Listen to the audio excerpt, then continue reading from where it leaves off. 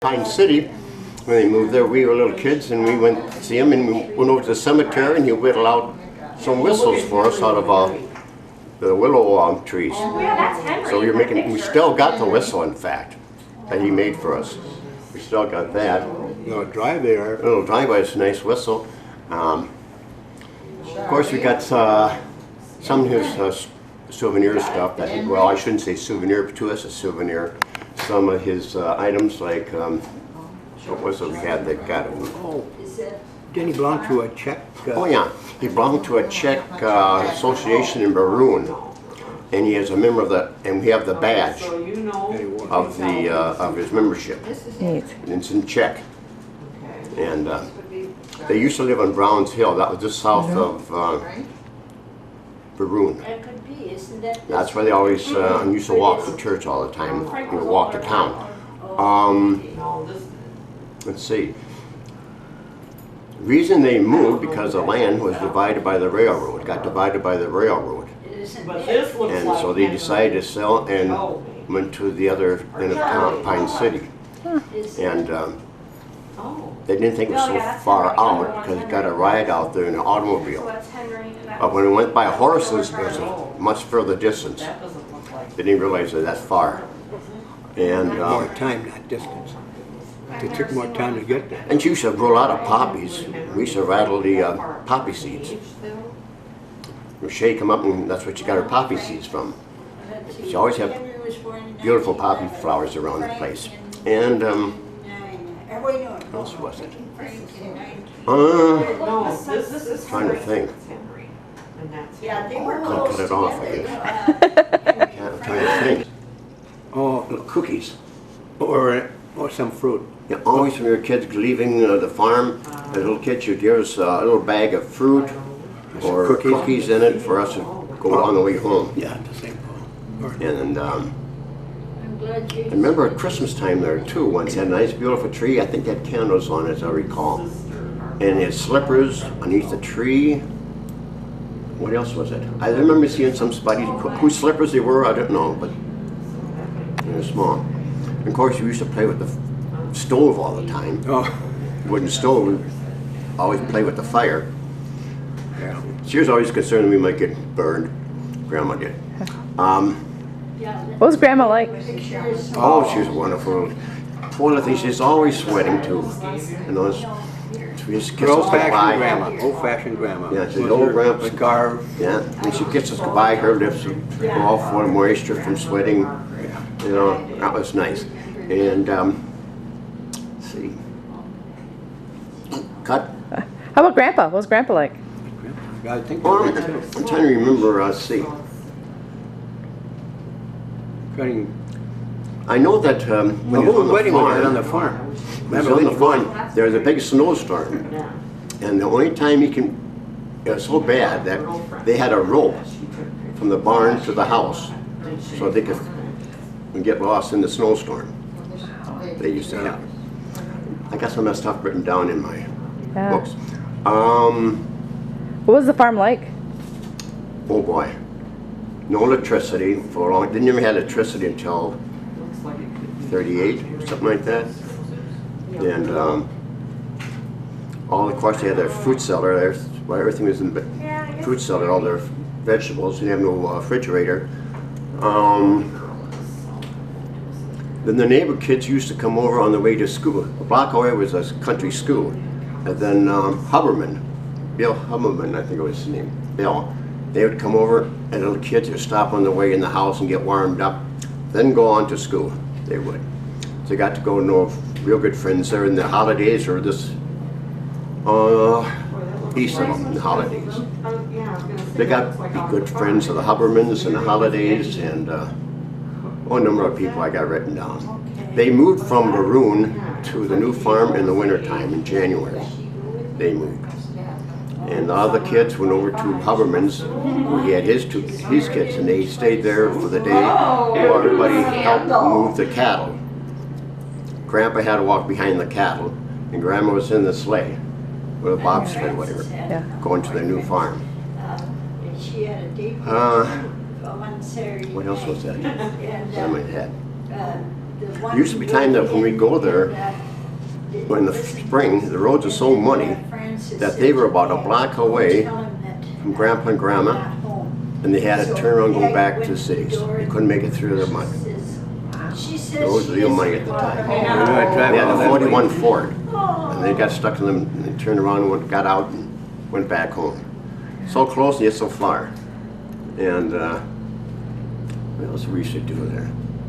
Remember the old barn? And the garden, a nice big garden. It was by the barn there, down over the hill. Big garden. I think that's about it. Oh, I remember Millie's wedding in Leo's. We were kind of young there, and they were having a tub there full of ice and some drinks. And we got a whole bottle of beer. We were just kids. I remember that so well. It's so fun to see like getting a bottle of beer. Maybe nobody was looking, I don't know. I don't know. I know Leo says something to us. And how you guys doing? That was fun with the beer there. I know we got some pop too. Huh? We got some pop too. Oh yeah, I got some pop too. I think that's about all I can remember all. What were your aunts and uncles like? Huh? What were your aunts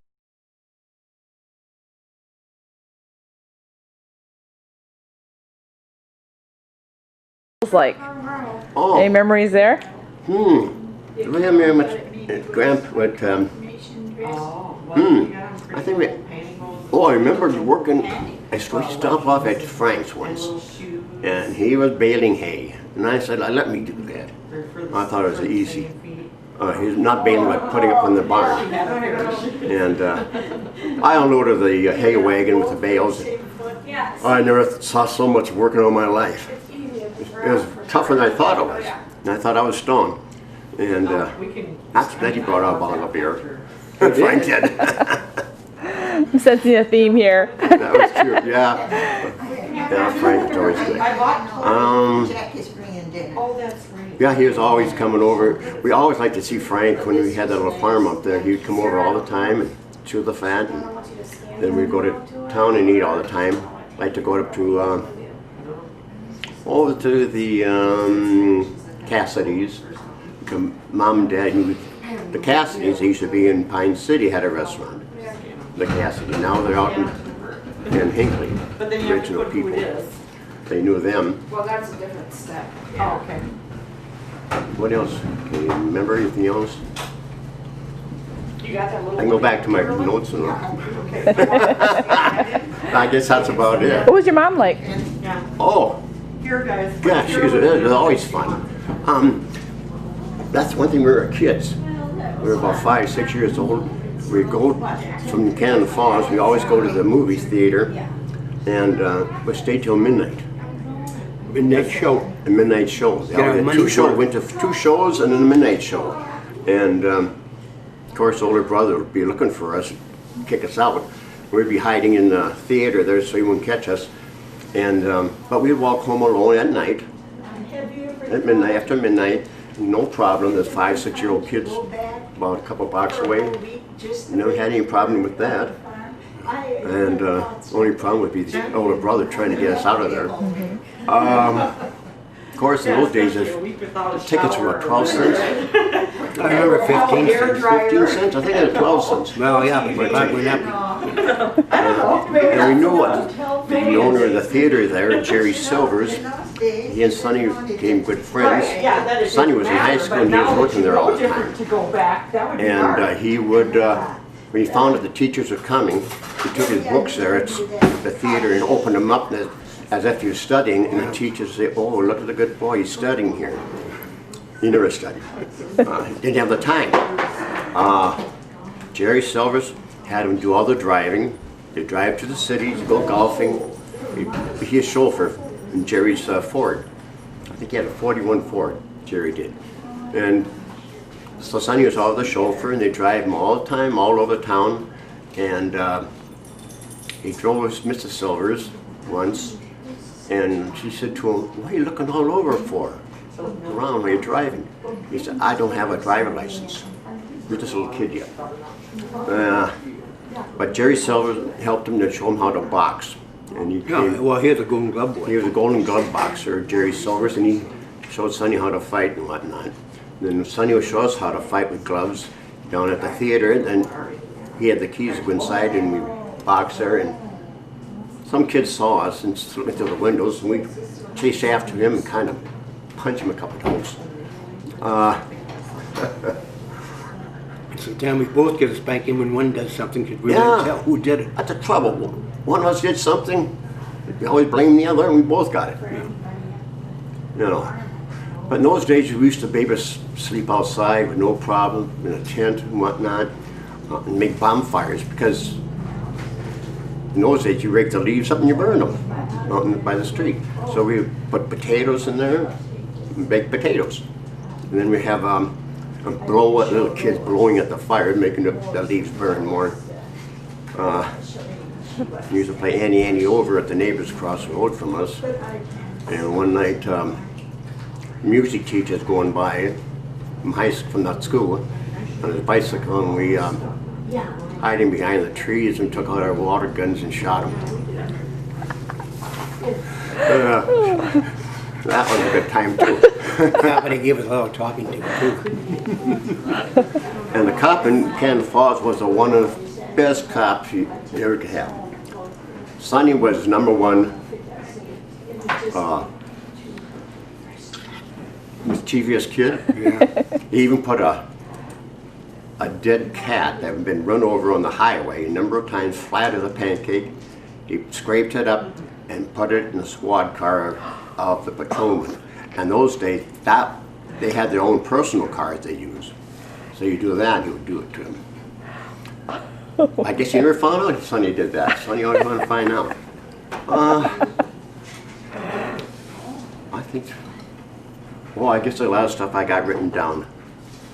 Yeah, you can stand and come down. Oh yeah, and Stan would come down. Stan would always play a pinball machine.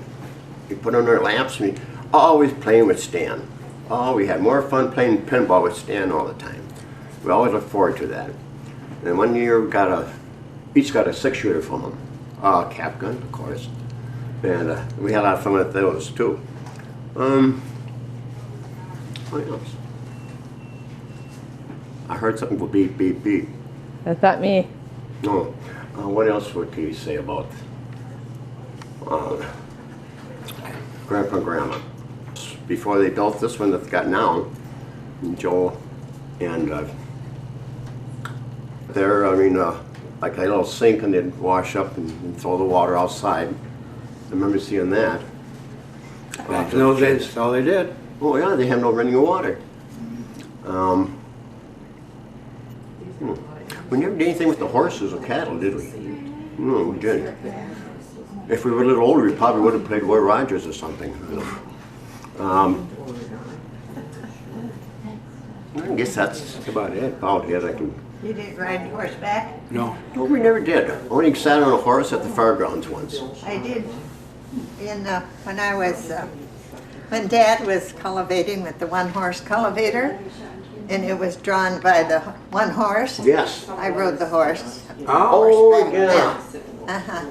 And they used to pick the corns by having the horses, the wagon, and they'd pick hand by hand the corn. Oh, yes. And throw it on the wagon. Oh, yes. All by hand. Oh, yes. Oh, I don't know how they could do it in those days. And Mom she rode one of the horses, I think it was Bob, and he tried to brush her off going beneath a tree. Oh, is that The old right? branches. Yeah. Yeah. Yeah, he tried to brush her off, but she still hung on. Okay. And what else did she say? Oh, she used to do had a lot of fun going to school there, of course, with other friends of hers. Well, I think that's about it. Yeah.